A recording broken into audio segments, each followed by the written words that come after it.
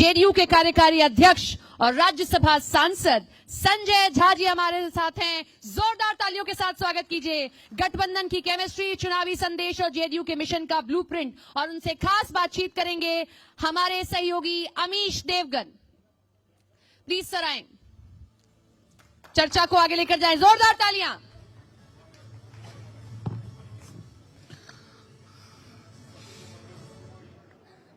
नमस्कार संजय जी, आपका अभिनंदन है न्यूज 18 पर।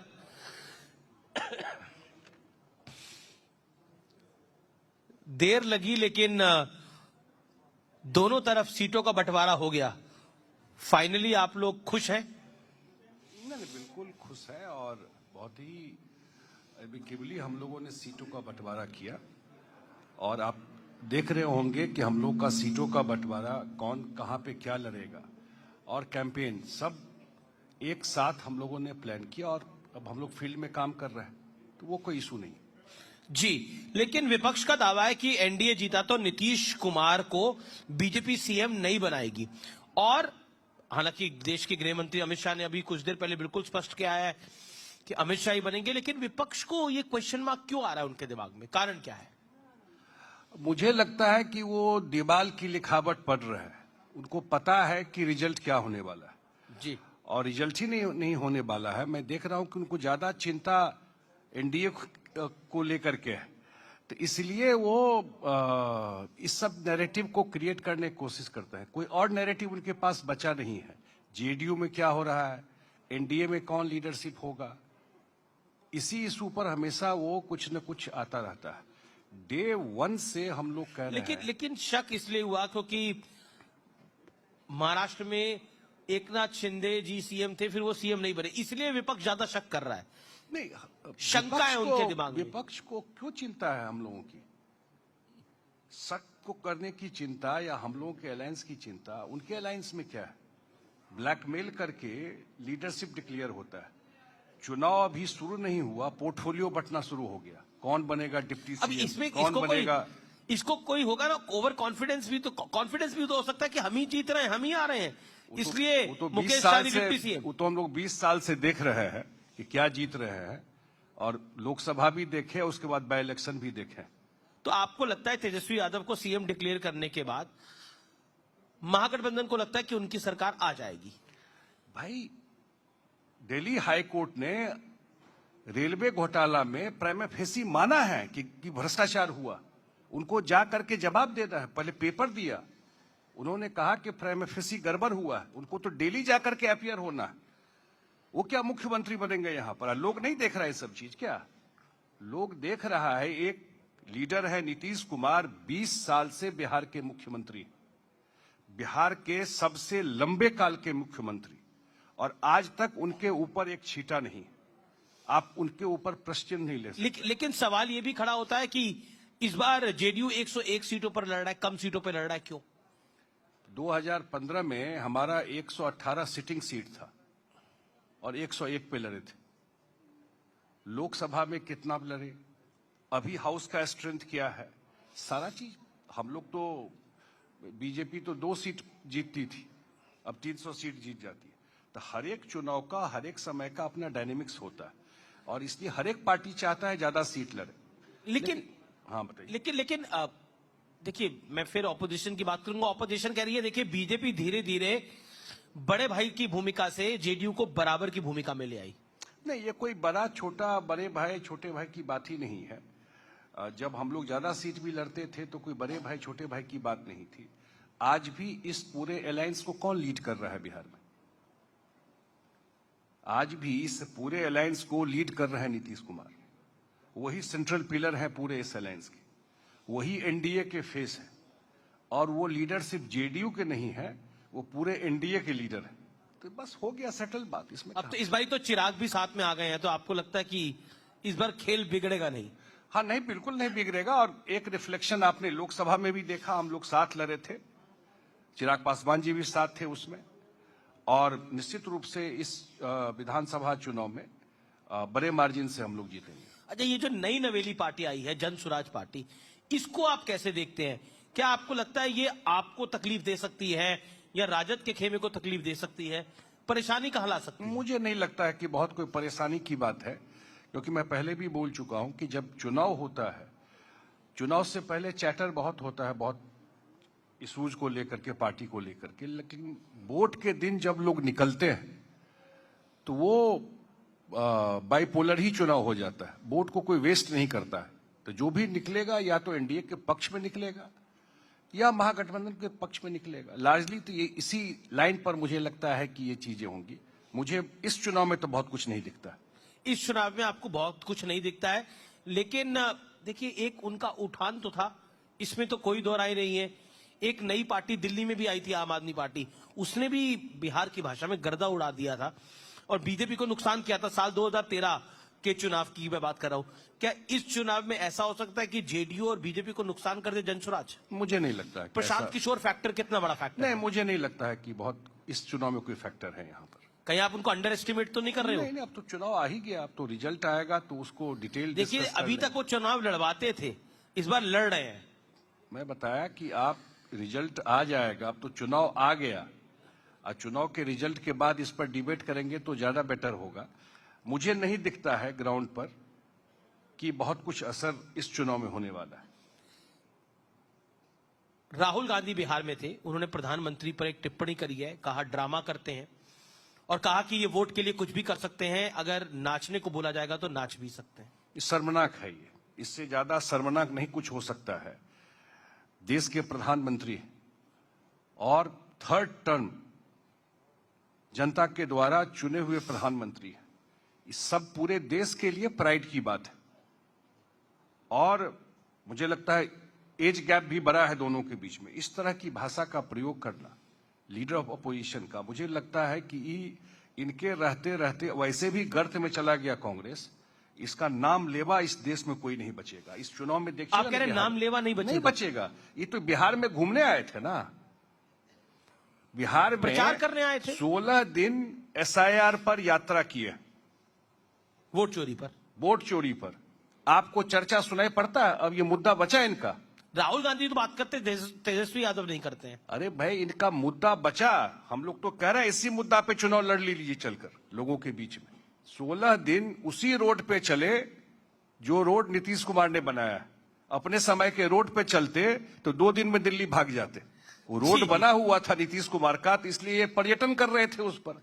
अब फिर निकल गए 2 महीना के लिए। कहां 2 महीना से आया है यहाँ पर? जी आज आया है। जी गृह मंत्री अमित शाह ने अभी कुछ देर पहले इसी मंच पे बोला कि राहुल गांधी ने छठ पर्व का अपमान किया है।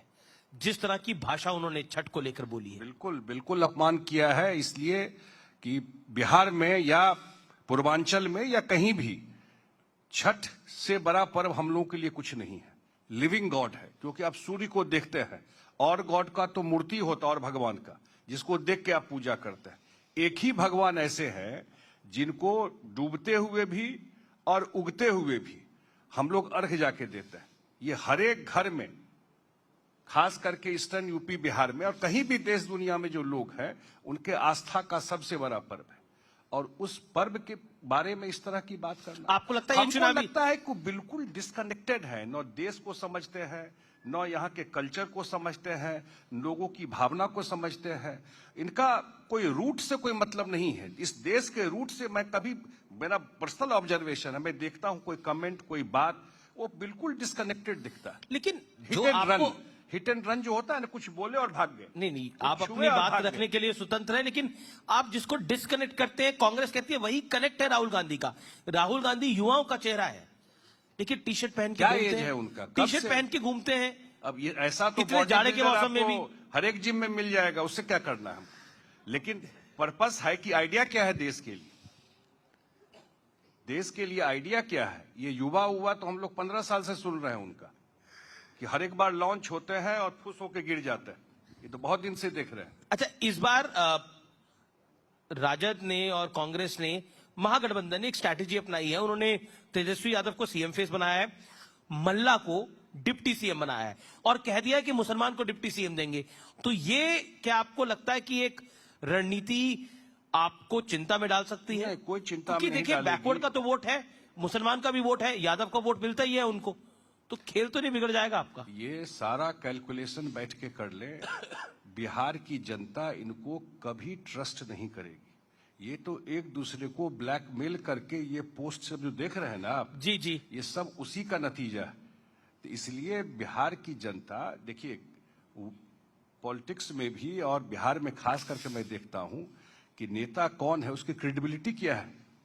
अगर वो गंगा में भी खड़े होकर कुछ बोलेंगे ना, जिनका नाम ले रहे हैं, जो मुख्यमंत्री का घोषणा हो गया, तो बिहार की जनता नहीं विश्वास करेगी। पर वीआईपी के नेता मुकेश सहनी जी को डिप्टी सीएम घोषित करना, देखिए 14% यादव, तेजस्वी यादव, 8% मछुआरा मल्ला, तो आपको लगता नहीं है? और उसके साथ अगर मुसलमान डिप्टी सीएम देते हैं, परसेंटेज बड़ा बनता है। ये ऐसा है कि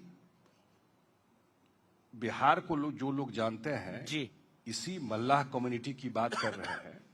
जब आरजेडी थी जी, तो ये लोग पंचायत में भी रिजर्वेशन नहीं था। ये नीतीश कुमार आए जब ईबीसी को रिजर्वेशन दिया।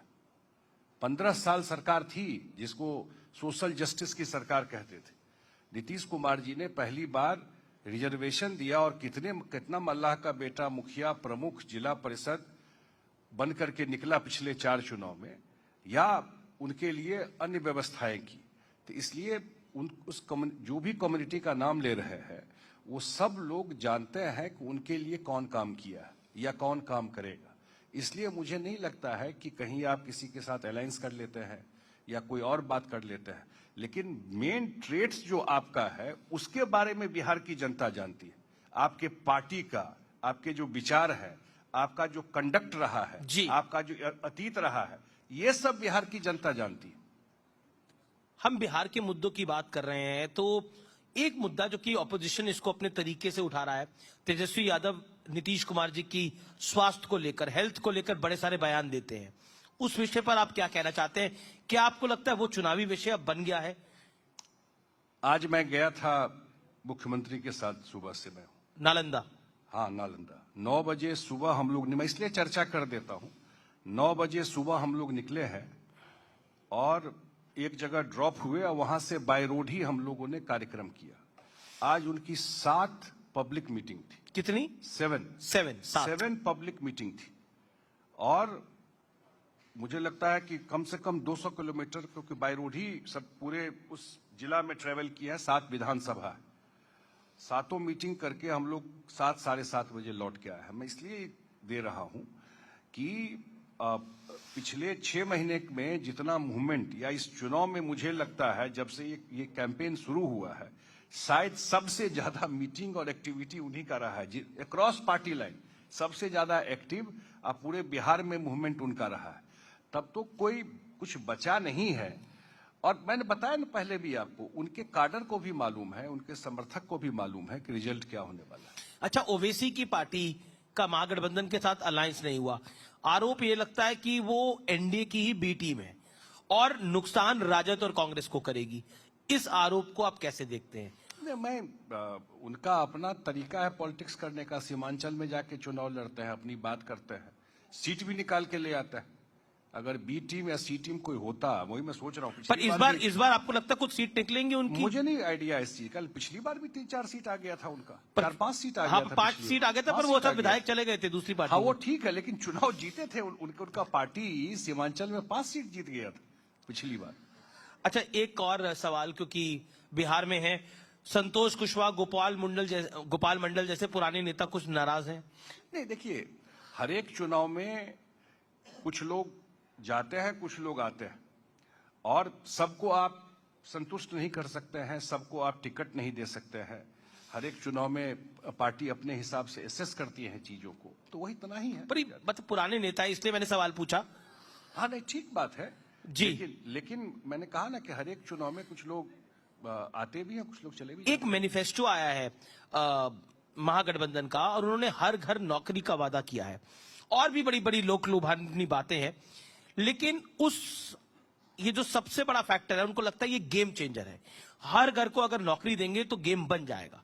How do you take it? मुझे एक बात बताइए, इस सब इकोनॉमिस्ट दुनिया का फेल कर जाएगा इस थ्योरी को सुन करके। अगर हर एक घर को नौकरी देंगे तो कैलकुलेट करके देखा है आपने, जो कितना पैसा, कोई भी चीज आप घोषणा करते हैं तो स्वाभाविक है साइड बाय साइड आप ये बताते हैं कि इसका वित्तीय व्यवस्था आप कैसे करेंगे। ऐसे ही आप जाकर के बोल देंगे तो मैंने कहा ना, क्रेडिबिलिटी ही नहीं बची है इनकी। लोग हंस रहा है, पत्रकार पूछते हैं कि कहां से पैसा लाएंगे तो दाएं बाएं करने लगता है। आप पूछिए ना जाकर के कि भाई इतने लोगों को आप जॉब देंगे। नहीं, बिहार के बजट से तो ये 3 गुना हो जाएगा। 9 लाख करोड़ अभी कुछ देर पहले देश के गृह मंत्री अमित शाह ने भी ये बात को बोला, लेकिन मैं फिर भी ये पूछ रहा हूं, लेकिन कुछ फैक्टर्स क्लिक करते हैं। आप याद करिए, लोकसभा चुनाव था, कहा कि संविधान बदल देगी, भारतीय जनता पार्टी एनडीए सरकार में आएगी, तो क्लिक करा, महाराष्ट्र में क्लिक करा, यूपी में क्लिक करा। तो अगर ये फैक्टर क्लिक करता है, देखिए घोषणाएं तो आप लोग भी करते हैं, कितनी पूरी करते हैं वो तो बात की बात होती है, लेकिन अगर क्लिक कर गया तो क्या करेंगे? इसकी काट क्या है? लीडरशिप की क्रेडिबिलिटी होती है। फिर रिपीट कर रहा हूं, वो गंगा में खड़े होकर के भी कुछ बोलेंगे, बिहार की जनता नहीं विश्वास करेगी। एक और इस तरह की बात जब वो करते हैं तो आप 10 पब्लिक से पूछ लीजिए कैसे हंसता है उन पर। लोग जानता है ना किस केस में बुलाया गया है। जमीन, नौकरी के बदले जमीन लिखाने के लिए यही केस है, यही ट्रैक रिकॉर्ड है उनके पार्टी, उनके इन लोगों का। इसलिए कोई ऐसा आप चीज जाकर के बोलेंगे। नीतीश कुमार बोल रहे हैं कि अगले 5 साल में मैं 1 करोड़ लोगों को नौकरी और रोजगार दूंगा, तो लोग समझ रहे हैं कि नीतीश जी बोल रहे हैं तो ये डिलीवर करके दे। अब वो जीविका दीदी को आप लोग 10,000 रुपए देते हैं, वो कहते हैं मैं 30,000 दूंगा। अब मैंने कहा ना कि घोषणा पत्र में आपको भी मैं बोल रहा हूं, इस सारा डिस्परेशन का साइन है। वो पहले ही हथियार डाल चुके हैं। ये सब जो भाषा शुरू करता है कोई, तो यही समझिए पर ये जीतने की डेस्परेशन भी तो हो सकती है। अगर डेस्परेशन ही है नहीं, तो जीतने की डेस्परेशन भी हो सकती है। डेस्परेशन में आप ऐसा बात बोलेंगे, ऐसा कमिटमेंट करेंगे जो जिसका कोई सिर पैर नहीं है। जी ढकोसलेबाजी करेंगे बैठ करके आप। तो आप बिहार के जनता को इतना क्या समझते हैं? क्या समझ रहे हैं जनता को? नहीं, बिहार की जनता समझदार जनता है। न्यूज 18 देखती है, 80% हमारा मार्केट शेयर है। न्यूज 18 इंडिया सबसे ज्यादा बिहार में देखा जाता है। बिहार की जनता समझदार है, उसे पता समझदार चैनल कौन सा है, ये तो हम कह सकते हैं। लेकिन मैं फिर भी पॉइंट पर आता हूं। देखिए, 2 चीजें महत्वपूर्ण होती हैं, वो होती है परसेप्शन। तेजस्वी यादव और राहुल गांधी की परसेप्शन बनाने की कोशिश है, ये जननायक है। कांग्रेस भी बोल रही है और पोस्टर भी लगाए जा रहे हैं, और राजद भी पोस्टर लगा रहा है। तो इन दोनों में जननायक आपको कौन दिखाई देता है, राहुल जी या तेजस्वी जी? जननायक बिहार में एक ही हुए, उनका नाम था कर्पूरी ठाकुर। पूरा बिहार जानता है। अगर अब वो कर्पूरी ठाकुर का टाइटल भी चोरी करने में लग गए हैं तो मैं नहीं जानता हूं। जननायक किसी को बिहार में पूछिएगा तो आदरणीय कर्पूरी ठाकुर जी के नाम से ही जाना जाता है। अभी कहाँ के जननायक है, कब जननायक बन गए, क्या काम किए? अभी तो बताया कि कोर्ट बुलाया है आकर के कि डेली आकर के बताइए कि ये जो रेलवे में घोटाला हुआ कैसे हुआ। ऐसे ही जननायक है, जिन पोस्टर लगाने से अगर जननायक बन जाए और सोशल मीडिया में ट्वीट करने से जननायक बन जाए। अच्छा, एक सवाल बिल्कुल चलते चलते, अगर नतीजे इधर उधर थोड़े आते हैं, देखो चुनावों में पता नहीं होता क्या होता है, तो जेडीयू के एनडीए के साथ ही रहेगी, ये बड़ा सवाल है। देखिए, टाइम एंड अगेन हमारे मुख्यमंत्री ने, मुझे लगता है कितनी बार उन्होंने इस बात को स्पष्ट कर दिया पर है। साइड्स भी बहुत बारी बदली है, तो ट्रस्ट फैक्टर उसके बाद आप ही की बात सही बोल रहे हैं। उसके बाद ही उन्होंने कहा कि गलती हुई 1-2 बार, और इसमें कहीं कोई एम्बिग्विटी नहीं है। मैं इस रिकॉर्ड को स्ट्रेट कर देता हूं। उन्होंने साफ साफ कहा है कि हम लोगों का लंबा एसोसिएशन रहा है, और एक साथ हम लोग लोकसभा का चुनाव अभी लड़े, और सरकार में दिल्ली में भी है और बिहार में भी सरकार नहीं बनने का तो प्रश्न नहीं उठता है।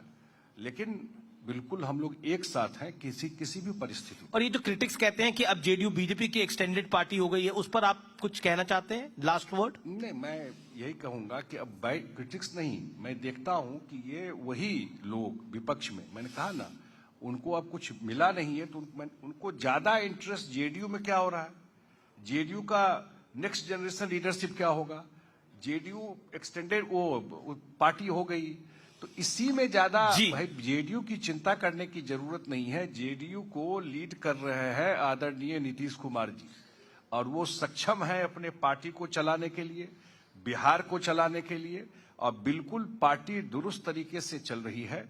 एक अलायंस पार्टनर के नाते जो संबंध होता है, अगर बिहार में 2 बजट आपने देखा, 2024 और 2025 का बजट, जी सर, यही कांग्रेस वाले बोल रहे थे कि ये बिहार का बजट है, देश का बजट नहीं है, ट्वीट कर रहे थे।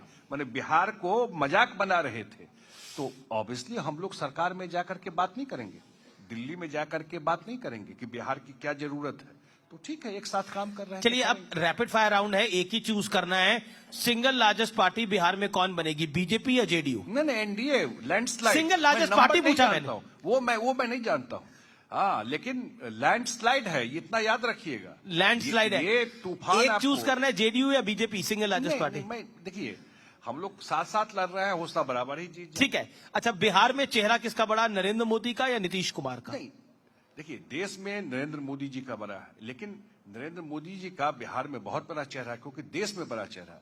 लेकिन जब बिहार की राजनीति की बात होगी जी, तो स्वाभाविक है नीतीश कुमार जी का चेहरा बहुत बड़ा है। अच्छा, तेजस्वी यादव या राहुल गांधी, जननायक के गुण किसमें नजर आते हैं, दोनों में से एक में? दोनों फेल्ड है भाई, देखते ही रहे। दोनों फेल है। इतनी बार लॉन्च हुए हैं, और कहां से ये टर्म उनके साथ जोड़ रहे हैं आप? इस टर्म का भी अपमान होगा। मैंने कहा ना कि जननायक जुड़ा हुआ है अन्य लोगों से, उनको प्रूफ करना था लोगों के बीच में जाकर के, जो आज तक जिस तरह की भाषा, जिस तरह का एरोगेंस लोगों में है, उसमें कहां इनके साथ जेल करता है ये सब वर्ड। बहुत बहुत शुक्रिया संजय झा जी, आप हमारे मंच पर आए, न्यूज 18 के तमाम सवालों का जवाब आपने दिया, आपका बहुत बहुत धन्यवाद।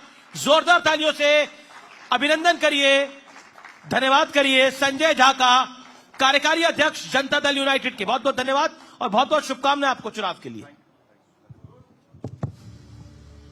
Thank you so much. Thank you, Amit ji. Thank you.